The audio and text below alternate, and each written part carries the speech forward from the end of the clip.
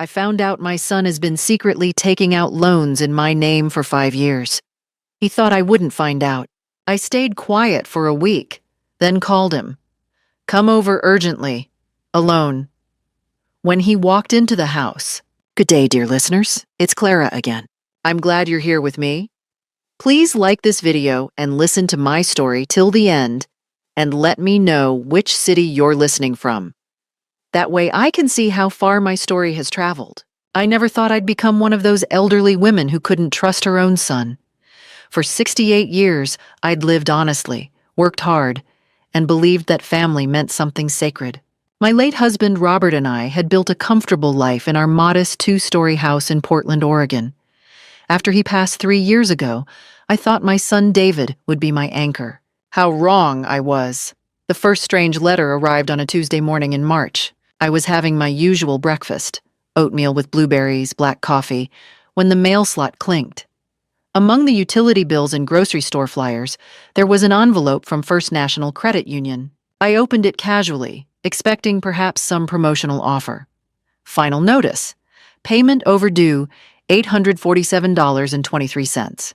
My hands trembled. I'd never opened an account with First National. I called immediately, certain it was a mistake, some clerical error with a similar name. The customer service representative was polite, but firm. "Mrs. Peterson, this account was opened in your name 5 years ago. We have your signature, your social security number, your address. The initial loan was for $12,000. 5 years ago." My mind raced back. That was when David had his rough patch, when his small construction business nearly failed, when he'd come to me with tears in his eyes, asking to borrow $5,000. I'd given it to him, no questions asked. He'd promised to pay me back within 6 months. He never did. I hung up, my heart pounding against my ribs. Could this be connected? No, surely not. David wouldn't. He couldn't, but the seed of doubt, once planted, grows quickly in the darkness. Over the next week, I started checking my credit report, something I hadn't done in years. What I found made my blood run cold. 7 different loans. Credit cards from banks I'd never heard of. A car loan for a vehicle I didn't own. The total? Nearly $87,000. Every single one opened over the past 5 years. Every single one with my forged signature. I sat in Robert's old armchair, the one that still smelled faintly of his cologne, and let the truth wash over me. My son had been stealing from me for half a decade. While I'd welcomed him for Sunday dinners, while I'd babysat his children, while I'd listened to his complaints about money troubles, he'd been systematically destroying my financial life. The rage came first, hot and blinding. Then the shame. How could I have been so stupid, so blind? Finally, a cold, calculated calm settled over me. I wouldn't confront him immediately. I needed to think, to plan, to understand the full scope of his betrayal. For 1 week, I said nothing. I smiled at his text messages. I acted normal during our Wednesday phone call. When he asked if I could watch the kids on Friday, I agreed sweetly. But inside, I was gathering evidence. I photographed every document. I called every creditor. I created a spreadsheet that Robert would have been proud of. Dates, amounts, interest rates, late fees. The picture became clearer and clearer. David had used my identity as his personal ATM machine. On the 8th day, I picked up my phone with steady hands. "David, it's Mom. I need you to come over, tonight, and come alone. Don't bring Jessica or the kids. This is important." His voice was casual, unsuspecting. "Sure, Mom. Is everything okay?" "We need to talk. 6 o'clock. Don't be late." I hung up before he could ask more questions. I spent the afternoon preparing. I laid out every document on the dining room table in chronological order, like evidence at a crime scene. I made copies of everything. I even set up my old tape recorder. Robert had used it for business meetings, hidden behind the china cabinet. At 5:58 p.m., I heard his truck pull into the driveway. My heart was racing, but my hands were steady. I'd spent a week mourning the son I thought I had. Now it was time to confront the stranger who'd stolen his face. The doorbell rang. I walked to the door slowly, deliberately. Through the frosted glass, I could see his silhouette. Tall, confident, completely unaware that his world was about to collapse. I opened the door. David stood there with that familiar smile, the one that used to melt my heart. "Hi, Mom. What's this all about?" I stepped aside without a word, gesturing for him to enter. As he walked past me toward the living room, I wondered, did he really think I'd never find out? Or did he simply not care? David stopped dead when he saw the dining room table. I watched his face carefully.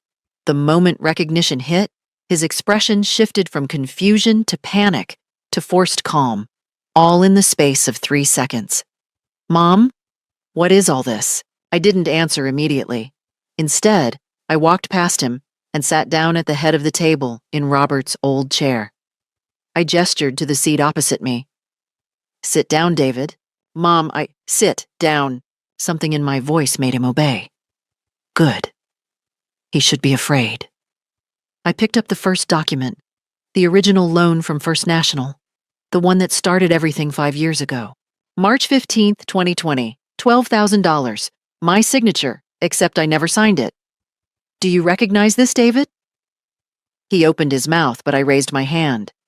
"Don't lie to me. Not now. I've spent the past week verifying every single one of these." I gestured to the papers spread before us. 7 loans, 4 credit cards, 1 car loan, $87,342. Plus interest and late fees, we're looking at over $115,000 of debt. In my name. The silence that followed was deafening. I could hear the kitchen clock ticking, the hum of the refrigerator, the sound of my own heartbeat.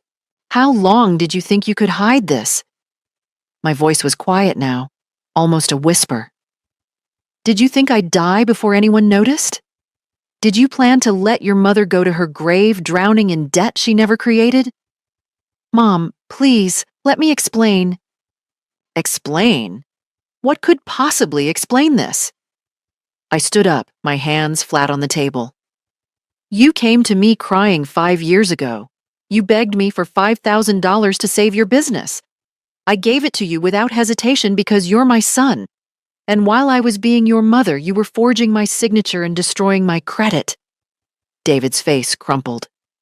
Here come the tears, I thought bitterly. The same tears he'd used 5 years ago. "I was desperate," he said. "The business was failing. Jessica was pregnant with our 3rd child.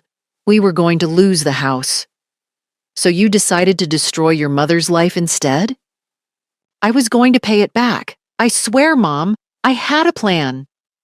"A plan that involved taking out more loans every year? A plan that's left me with ruined credit and debt collectors calling daily?" I laughed, but there was no humor in it. "Some plan, David." He reached across the table, trying to take my hand. I pulled away as if he'd burned me. "Don't touch me, don't you dare." The fear I'd been suppressing for the past week suddenly surged up. What if I couldn't fix this? What if my credit was permanently destroyed? What if I lost my house? The house Robert and I had paid off decades ago. The house that was supposed to be my security in old age. I was 68 years old. I lived on Social Security and Robert's pension. I'd been careful, frugal, responsible. And now, because of my own son, I might lose everything. But beneath the fear, something else was growing. Determination. I'd survived Robert's death. I'd survived cancer 10 years ago. I'd survived the Great Recession and the pandemic and every other challenge life had thrown at me. I would survive this too, and more than that, I would make this right. "Get out," I said quietly. "Mom, please, get out of my house. I need to think. We can fix this together. I'll get a second job.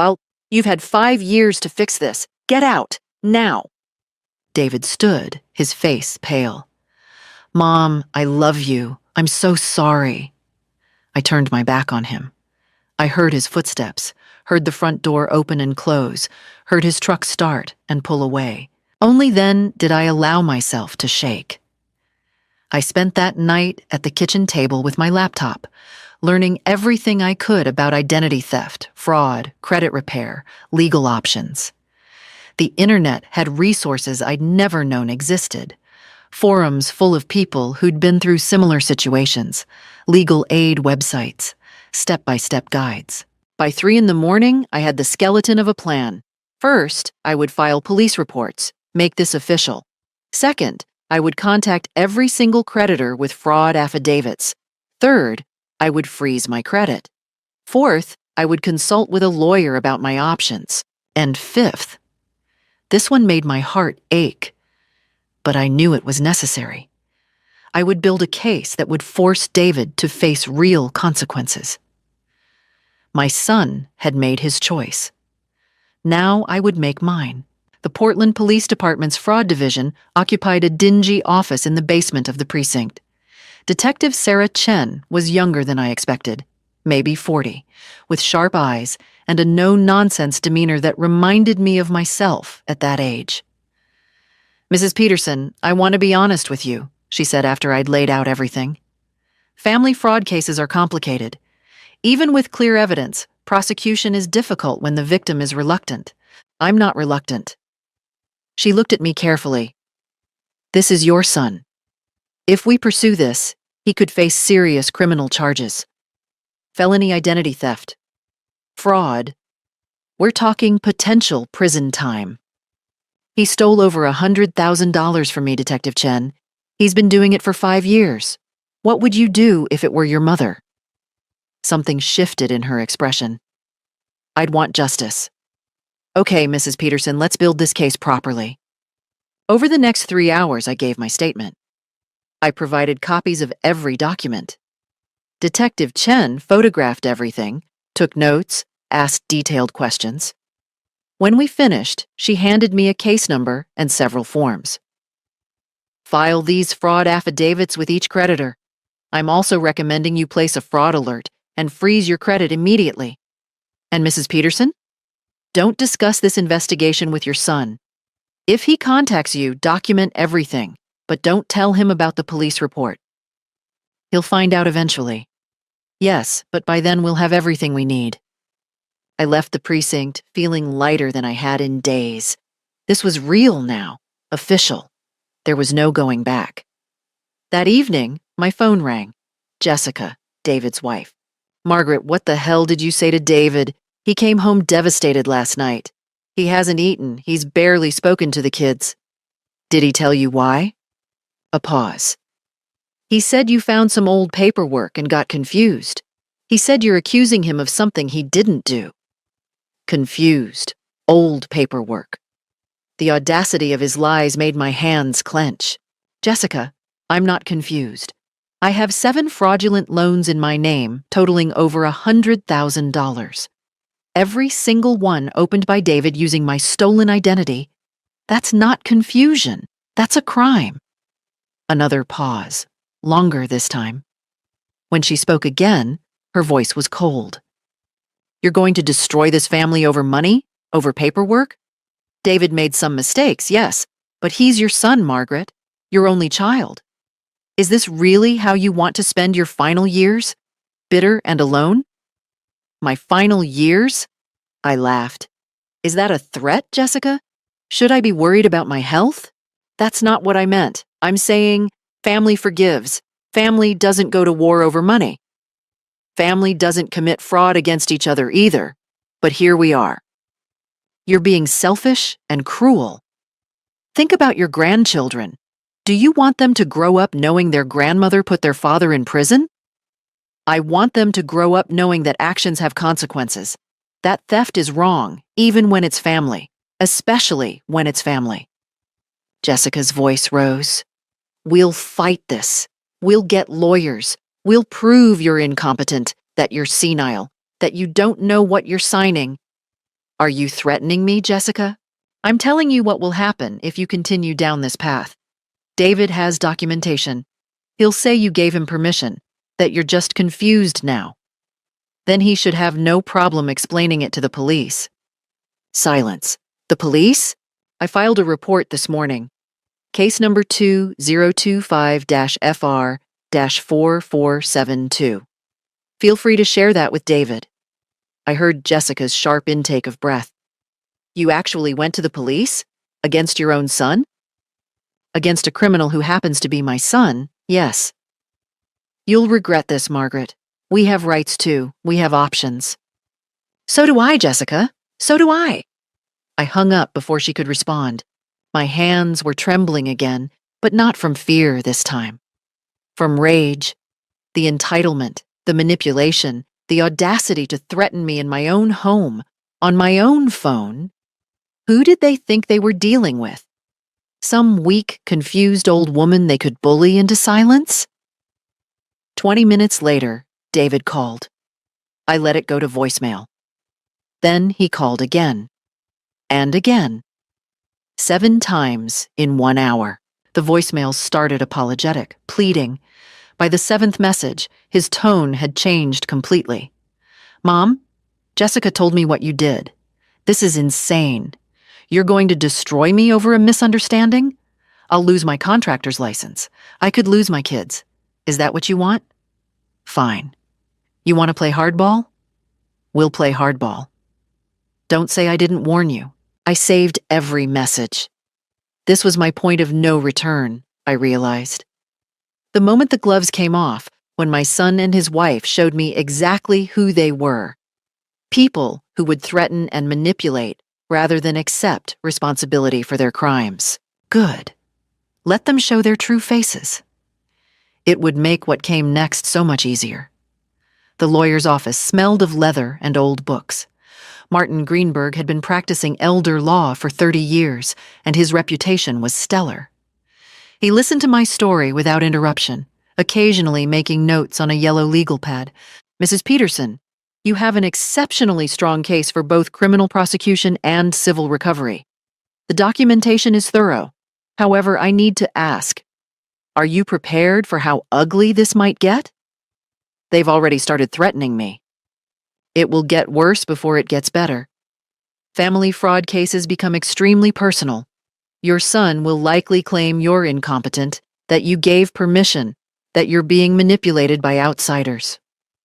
He tapped his pen thoughtfully. We should move quickly to establish your competency beyond question. Over the next week, I followed Martin's instructions precisely. I underwent a cognitive evaluation with a neuropsychologist. Perfect scores. I compiled financial records showing decades of responsible money management. I gathered character references from my doctor, my neighbors, my book club. Every piece of evidence proved the same thing. I was sharp, competent, and absolutely certain about what had happened. Meanwhile, Detective Chen was building the criminal case. She'd obtained David's handwriting samples from his contractor's license application. A forensic document examiner confirmed what I already knew. The signatures on the loan applications were forgeries, and David's hand had written them. I was preparing dinner one evening when someone pounded on my front door. Not knocked. Pounded. Through the peephole, I saw David and Jessica. David looked terrible, unshaven, wild-eyed. Jessica's face was twisted with fury. Mom, open this door. We need to talk. I didn't move. I know you're in there. Your car's in the driveway. Mom, please, we can fix this. I pulled out my phone and started recording. Margaret. That was Jessica now. You're destroying this family. Your grandchildren are asking why Grandma hates Daddy. Is this what you want? To traumatize children? David's voice again, louder. I'll pay it back. Every cent. Just drop the police report. Mom, please, they're talking about pressing charges. I could go to prison. Your grandchildren could grow up without a father.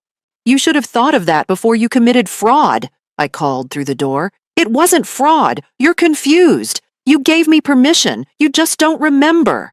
You're getting old, Mom. Your memory isn't what it was. My memory is perfect, David. Perfect enough to remember that I never authorized a single one of those loans. Jessica started screaming. You vindictive old bitch! You're doing this because you're alone and bitter. Because Dad died and you have no one, and you want to make everyone as miserable as you are. I'm calling the police, I said calmly. You have 30 seconds to leave my property, or I'm reporting this as harassment and trespassing. This is your property? David's laugh was harsh. You mean the property I helped you maintain for years? The roof I fixed? The deck I built? I guess that doesn't count for anything. 20 seconds. Fine, Jessica shrieked. You want to be alone? You'll be alone. Don't expect to ever see your grandchildren again. Don't expect to be invited to birthdays or Christmas or anything. You're dead to this family. 10 seconds. I'm dialing now. I heard them storm off the porch, heard their car doors slam, heard them peel out of my driveway. I stood in the hallway for a long moment, my whole body shaking. Then I sent the recording to Detective Chen and Martin Greenberg. Martin called within 10 minutes. Margaret, this is perfect. This is harassment, intimidation of a witness. This strengthens our case enormously, but I want you to get a restraining order. First thing tomorrow. That night, I couldn't sleep. Every creak of the house made me jump. What if they came back? What if they broke in? I was a 68-year-old woman living alone. They were younger, stronger, desperate. I lay in bed, staring at the ceiling, Robert's pillow still beside me, and felt more alone than I had since his funeral. The next morning, I filed for a temporary restraining order. The judge granted it immediately based on the recording and the ongoing fraud case. For the next 3 days, I barely left my house. My neighbor Susan noticed and brought over a casserole. Margaret, you look exhausted. Is everything okay? I almost lied. Almost said everything was fine. But looking at Susan's kind face, I broke down and told her everything. Oh my God, she whispered. Your own son? Margaret, I'm so sorry. I need a few days, I said quietly. I just need to rest and think clearly. Take all the time you need, and if you need anything at all, I'm right next door. For the next 5 days, I rested. I read books. I took long baths. I let my mind and body recover from the adrenaline of confrontation. But I never stopped planning my next move. The letter arrived on a Saturday morning, delivered by regular mail. Expensive cream stationery, David's handwriting. Dear Mom, I've spent the past 2 weeks in absolute agony, reflecting on my actions and the pain I've caused you. You're right. What I did was unforgivable. I violated your trust in the worst possible way. I'm writing to ask for one chance to make this right. Not to avoid consequences. I deserve whatever punishment comes, but to rebuild what I've broken. I'm prepared to sign over the deed to my house. I'm prepared to sell everything I own. Jessica and I have separated. She's moved in with her mother. I've told her that my priority is making amends to you. I'm not asking you to drop the police report. I'm asking for the opportunity to show you, through actions, not words, that I can become the son you deserved all along. Please, Mom, let me try. Your son... David, I read it twice. Then I called Martin Greenberg. It's a manipulation tactic, he said immediately. Classic abuser behavior. They escalate. You stand firm, so they switch to extreme contrition. Don't respond. What if he's genuine?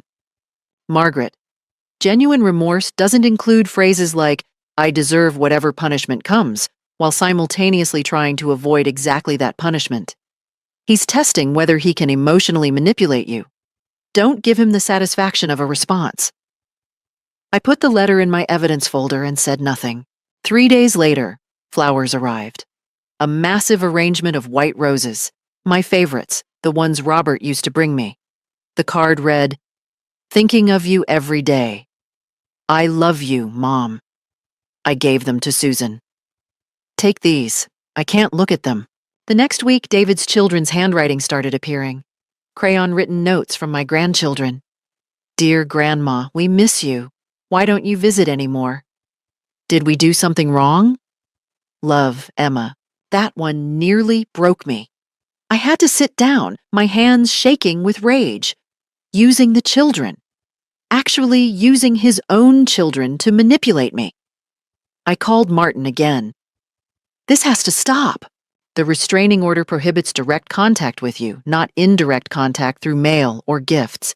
But save everything. It shows a pattern of manipulation. Sunday morning, I went to church for the first time in months. I'd been avoiding it, ashamed of my family situation. But Susan convinced me. You need your community, Margaret. You need people who know you're not crazy. She was right. After the service, several women from my Bible study group surrounded me. Margaret, we heard you've been going through something difficult. Martha, the group leader, said gently. We want you to know we're here for you. I hadn't planned to tell them, but looking at their kind, concerned faces, the whole story spilled out. The silence that followed was heavy. Then Martha spoke. My sister went through something similar with her daughter, forged checks, stolen credit cards. It nearly destroyed her, but she stood firm, and eventually her daughter got the help she needed. You're not alone in this, Margaret. Another woman, Carol, added, My nephew stole from my mother, his own grandmother. She felt so guilty, like she'd failed as a parent. But the truth is, adult children make their own choices. You're not responsible for his crimes. Their support was a balm I hadn't known I needed. For the first time in weeks, I didn't feel like a terrible person for holding my son accountable. That afternoon, Susan invited me for tea. We sat in her sunny kitchen, and she showed me photos from her recent trip to her daughter in California. You know what strikes me about your situation? She said thoughtfully. You're being punished for doing the right thing. That's backwards. Sometimes I wonder if I should just forgive him and move on. Forgiveness doesn't mean no consequences, Margaret.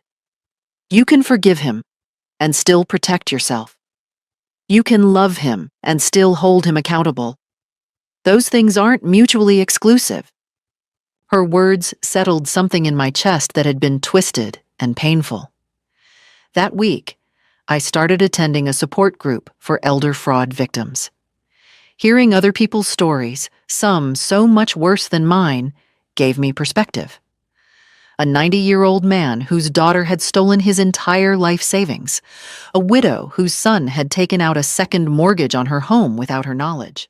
How do you all cope? I asked during my first meeting. We remind ourselves, an elderly woman named Florence said, that being a victim of fraud doesn't make us foolish. It makes us human. Trust isn't stupidity. It's love. And the people who betrayed that trust are the ones who should be ashamed, not us. I went home that night feeling stronger than I had in months. David and Jessica had gone quiet. No more letters, no more flowers, no more manipulative notes from the children. I knew they were watching, waiting, strategizing. Let them. I had something they didn't. A community of people who believed in me, supported me, and reminded me that I was doing the right thing. I was ready for whatever came next. The doorbell rang at 7 on a Thursday evening. I checked the security camera I'd installed the week before, a gift from Susan's son, a police officer who'd been horrified by my situation. David stood alone on my porch, holding a small package. He looked directly at the camera and held up his hands in a gesture of surrender. Mom, please, 5 minutes. I'm not here to fight. I just want to talk, parent to parent. Please. Against my better judgment, or maybe because part of me still wanted to believe in my son, I opened the door. But I left the chain lock engaged. You have 3 minutes. The restraining order was lifted yesterday. My lawyer filed a motion. Since I haven't contacted you directly and all communication has been peaceful, the judge granted it. He showed me a paper through the gap. I'm legally allowed to be here, but I'll leave if you want. Please, Mom. Hear me out. I studied his face. He looked genuinely broken, thinner, older, exhausted. Was this real remorse or just a better performance? 3 minutes. Say what you came to say. Can I come in? Standing on the porch like this, the neighbors, 2 minutes and 45 seconds. He sighed. Okay. Mom, I've been doing a lot of therapy. Real therapy, twice a week. And I've realized that I've been a terrible son. Not just with the loans, with everything. I took you for granted. I used you. I justified it by telling myself I'd pay you back someday. But that was just another lie I told myself. He paused, seeming to gather courage. Jessica and I are divorcing. She can't forgive what I did, and honestly, I don't blame her. I've moved into a studio apartment. I've sold my truck. I'm working 2 jobs now, construction during the day, stocking shelves at night. Every extra penny goes into an account I've set up to pay you back. He handed the small package through the gap. This is the first payment. It's only $2,300, but it's a start. I know it's nothing compared to what I owe, but I wanted you to know I'm serious. I took the package, but didn't open it. Why now, David? Why this sudden change of heart? Because I almost lost everything. My kids barely speak to me. My wife is gone. My mother. His voice broke. My mother looks at me like I'm a stranger. And I deserve all of it. But I can't live with myself if I don't at least try to make it right. Something in his voice sounded genuine. Despite everything, despite my caution, I felt my resolve wavering. The police investigation, I'm not asking you to drop it. I'll plead guilty. I'll take responsibility. I needed you to know that I'm changing, that I'm trying. I almost believed him. Almost. Then I saw it. Just a flicker. So quick I might have missed it if I hadn't been watching carefully. His eyes darted to the side, and I realized someone else was there, just out of camera view. Who's with you? No one.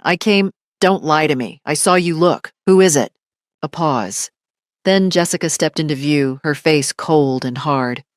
Oh, for God's sake, David, this isn't working. She's not buying it. My blood turned to ice. It had all been an act. The remorse, the therapy, the payment, all of it staged. David's face changed in an instant, the mask of contrition sliding away to reveal frustration and anger beneath. Mom, just take the money and drop the police report. That's all we're asking. Take this payment, we'll set up a plan, and we all move on with our lives. You mean I drop the criminal charges and pretend this never happened? It doesn't have to be like this. Jessica pushed forward. You're going to send the father of your grandchildren to prison? Destroy his entire future over money? Over fraud, over crime, over betrayal. David's voice hardened. We're trying to compromise here. We're offering you a solution. Why can't you just... Because what you did was illegal, David. Criminal. This isn't a family disagreement we can smooth over at Thanksgiving dinner. You forged my signature. You stole my identity. You ruined my credit. These are crimes with victims, and I'm that victim. Jessica's expression turned venomous. You know what I think? I think you're enjoying this. Playing the martyr. Getting sympathy from your church friends. Being the center of attention for once in your pathetic, lonely life. That's enough. My voice was ice. Get off my property. Both of you. Mom, please. I said get off my property. This conversation is over. David's face twisted with rage. Fine. You want to play hardball? We'll see how you feel when the prosecutor tells you there's not enough evidence. When my lawyer tears apart your case. When your perfect documentation turns out to be nothing but a confused old woman's misunderstanding. Leave. Now, or I call the police. They left, but not before Jessica turned and spat. You'll die alone, Margaret. Bitter, angry, and alone. Is that really how you want your story to end? I closed the door, locked it, and leaned against it, my heart pounding. My hands were shaking. My legs felt weak. For a moment, fear washed over me. What if they were right? What if I was making a terrible mistake? But then I looked at the package David had given me. I opened it. Inside was a cashier's check for $2,300 and a document. A settlement agreement stating that accepting this payment constituted acknowledgement of a family loan arrangement and waived all claims of fraud. They'd tried to trick me into signing away my legal rights. My fear crystallized into something harder, colder: determination, resolve. Let them threaten, let them manipulate, let them try every tactic in their arsenal. I would not break. The preliminary hearing was scheduled for a Tuesday in early November. Detective Chen had warned me it would be intense, that David's lawyer would try to discredit me, that I needed to stay calm no matter what they said. I wore my best Navy suit, the one I'd worn to Robert's funeral. Armor for battle. The courtroom was smaller than I expected. David sat at the defense table with his attorney, a slick-looking man named Richard Paxton, who'd made his reputation defending white-collar criminals.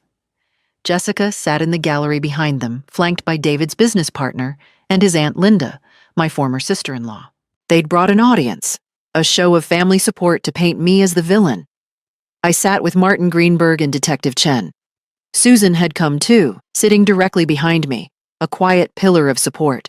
The prosecutor, Assistant District Attorney Jennifer Walsh, was a sharp woman in her 50s who'd reviewed every document in my case. "This is one of the clearest family fraud cases I've seen," she'd told me during preparation. "The evidence is overwhelming, but they're going to attack your credibility, your memory, your motives. Be prepared." Judge Morrison called the hearing to order. He was an older man with iron gray hair and a reputation for no-nonsense jurisprudence. A DA Walsh presented the evidence methodically. The forged loan applications, the handwriting analysis, the timeline, the total amount of fraud, each document projected on a screen for everyone to see. David's face grew paler with each exhibit. Then it was Paxton's turn. "Your Honor, the defense doesn't dispute that loans were taken out in Mrs. Peterson's name. What we dispute is the characterization of these loans as fraudulent. Mrs. Peterson gave her son verbal permission to use her identity for financial purposes during a period when she was experiencing significant cognitive decline." "Objection." Ada Walsh was on her feet. "There's no evidence of cognitive decline. We have testimony prepared that will demonstrate—" Judge Morrison held up his hand.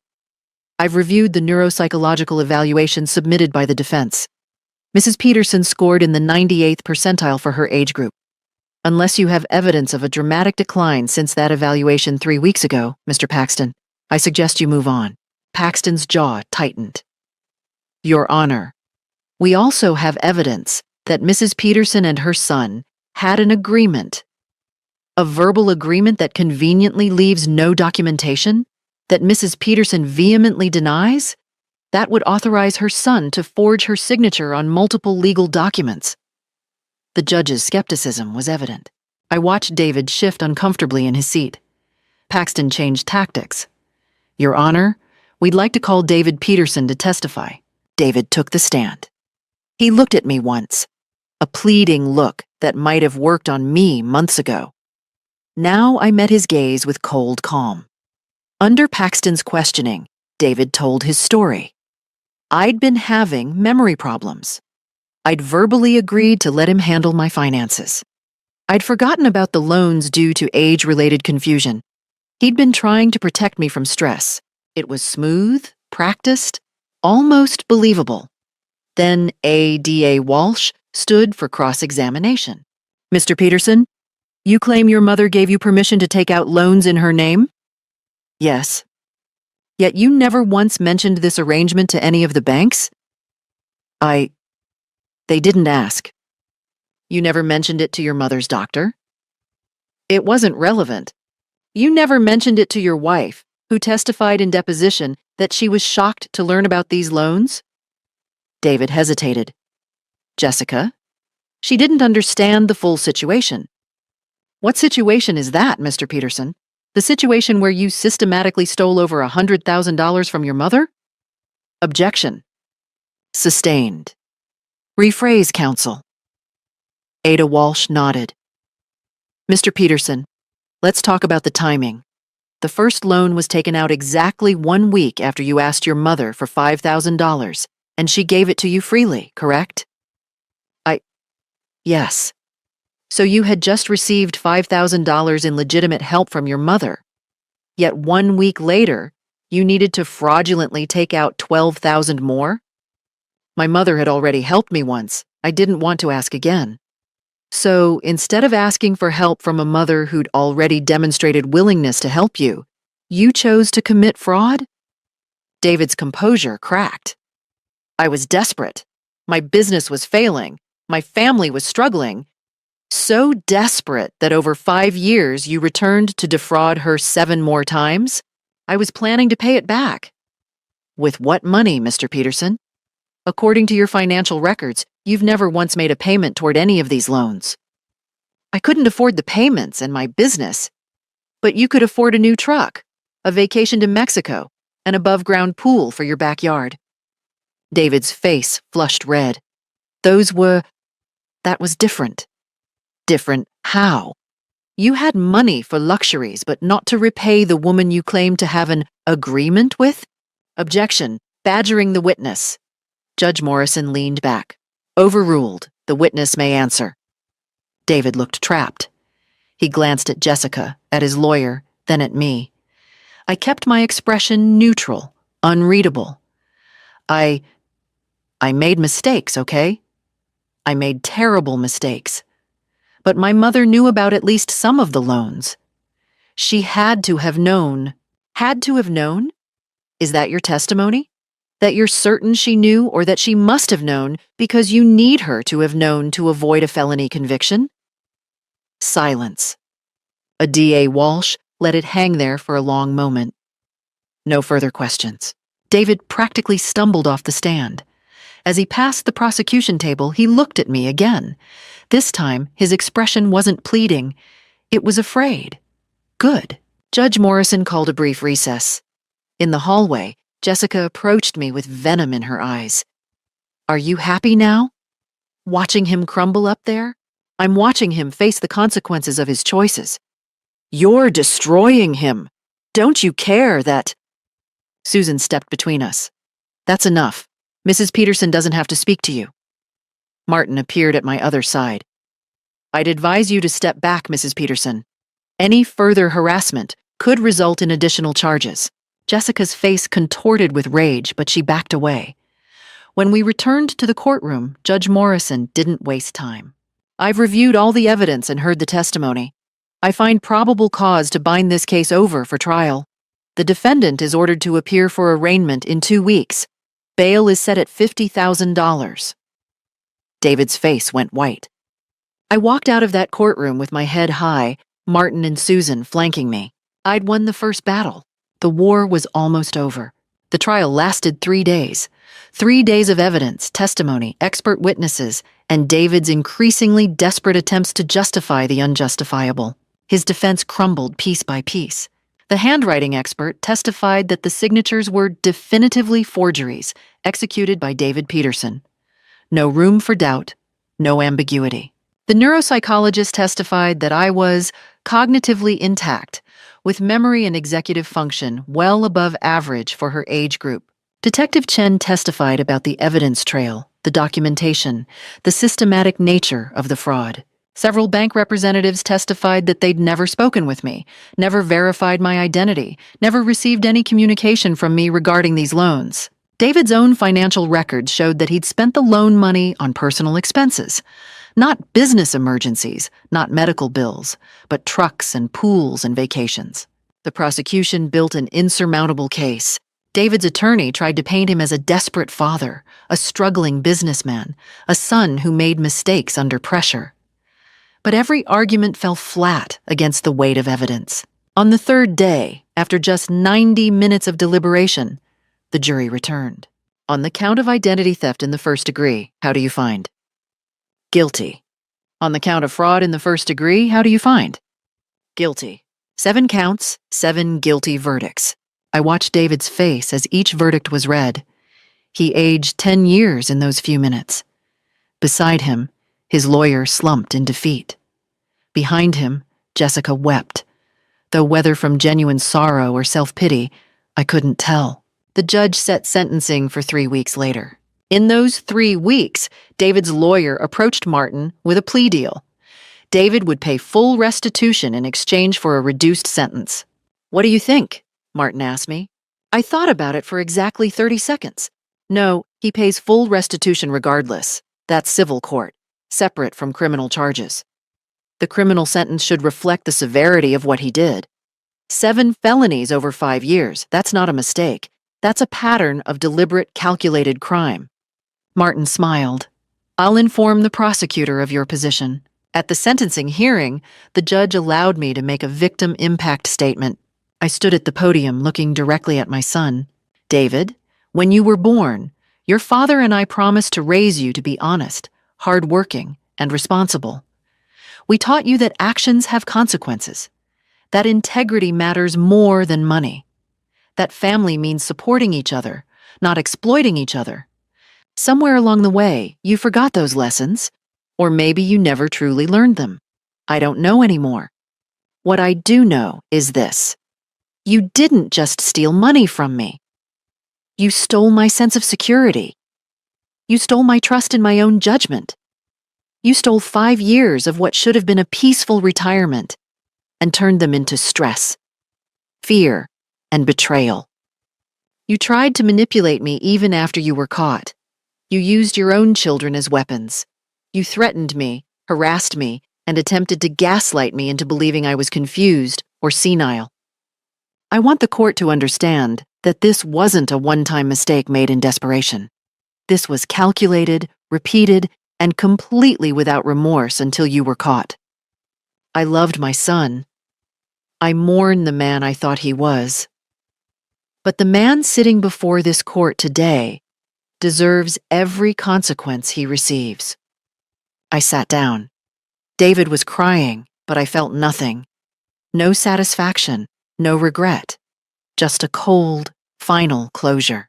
Judge Morrison sentenced him to 6 years in federal prison and ordered full restitution of $147,832, the principal plus interest and fees. David would serve at least 4 years before being eligible for parole.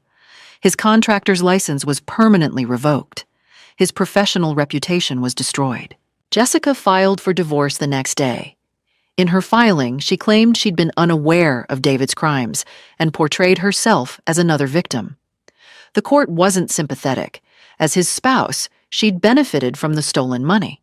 She lost the house in the divorce settlement, and it was sold to help pay my restitution. David's business partner bought out his share of the company for pennies on the dollar. Within 2 months of the sentencing, David had lost everything. His freedom, his family, his career, his home, his reputation. As for the money, the court ordered wage garnishment for after his release, and the house sale covered about 40% of what he owed.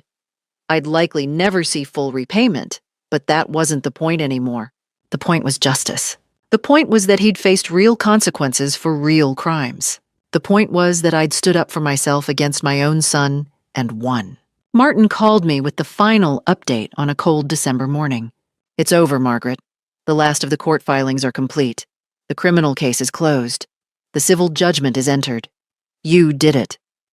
I sat in Robert's old chair, looking at the Christmas tree Susan had helped me decorate, and let out a breath I felt like I'd been holding for months. It was over. I'd won. 6 months after David's sentencing, I sold the house. It wasn't an easy decision. Robert and I had built our life there, raised David in those rooms, celebrated every holiday and milestone within those walls. But the house held too many ghosts now. Too many memories tainted by betrayal. I found a charming 2-bedroom condo in a senior community across town. It had a balcony overlooking a garden, a community center with activities, and neighbors who became friends within weeks. The money from the house sale, after settling the remaining debts David had created, gave me financial security again. Not wealth, but comfort.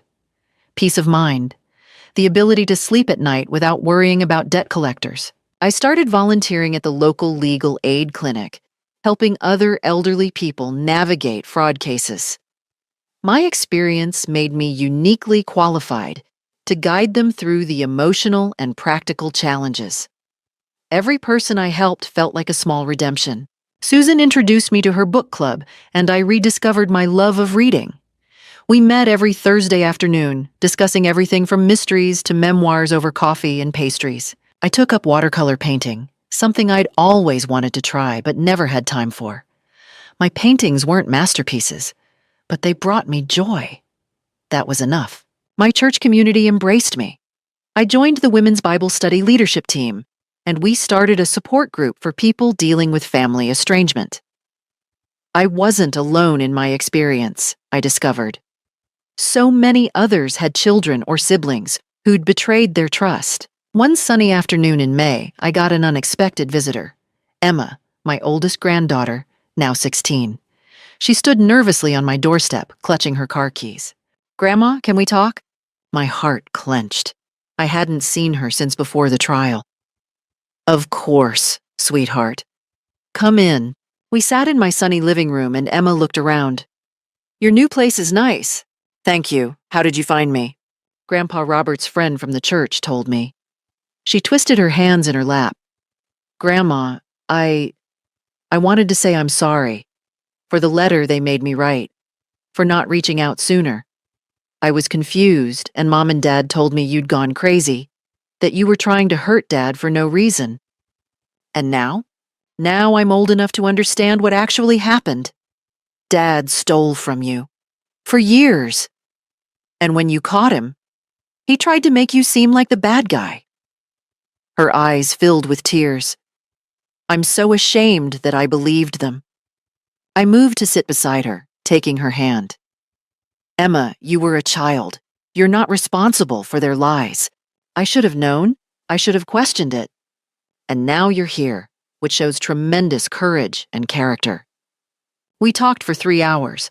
I told her my side of the story, showed her the evidence, explained the legal process. She listened, asked questions, and cried. "Is it okay if I visit you sometimes?" she asked as she prepared to leave. "I know it might be weird with Dad and everything, but I miss you." "I would love that more than you know." Emma started visiting every other Sunday. We'd have lunch, talk about her college plans, share stories about Robert. She became a bright spot in my new life. Meanwhile, David's situation deteriorated further. In prison, he'd been assigned to a work detail in the laundry facility. No more construction, no more being his own boss. Just monotonous manual labor and the constant reminder of what he'd lost. Jessica had moved back in with her mother in a small apartment. She'd been forced to take a job as a receptionist, a significant step down from the comfortable life she'd enjoyed while David was spending stolen money. Her social media, which Emma occasionally showed me, was full of bitter posts about toxic family members and ungrateful people. David's business partner had turned the company into a success without him, reportedly saying in a local business interview that removing toxic influences had been the best decision he'd made. Linda, David's aunt who'd supported him during the trial, reached out to apologize. "I was wrong, Margaret. I thought family loyalty meant supporting David no matter what. But you taught me that real loyalty means holding people accountable. I'm sorry I didn't see it sooner. I heard through mutual acquaintances that David's younger brother, who'd stayed neutral during the trial, had completely cut off contact with him, saying he was ashamed to share a name with someone who'd defrauded their own mother. Every piece of news about their downfall should have brought me satisfaction. Instead, I felt something gentler. Validation.